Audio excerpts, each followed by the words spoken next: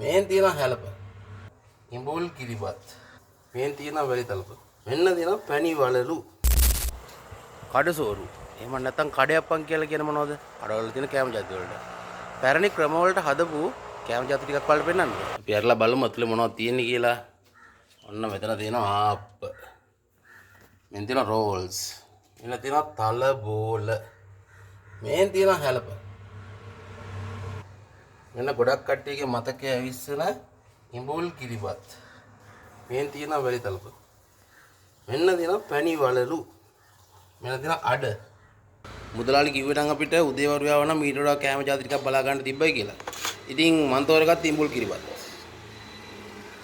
හරි රසම ඉඹුල් කිරිබත්. මේකේ තියෙන මැදලේ පැණි තියෙනවා. මේකට නම් දාලා තියෙන්නේ මේ කට්ට සම්බෝලයක්. දාලා තියෙන්නේ කට්ට සම්බෝලයක් දානවා. සාමාන්‍යයෙන් මේ පැණි පොලුත් දානවා. එක එක විදිහට දාන්න පුළුවන් ඉඹුල් කිරිබත්. මේ දෙපැත්තෙන් උල් වෙලා තියෙන්නේ. ඉතින් මම ඉඹුල් කිරිබත් එකක් කාලා ප්ලේන් ටිකක් බොනවා. ඉතින්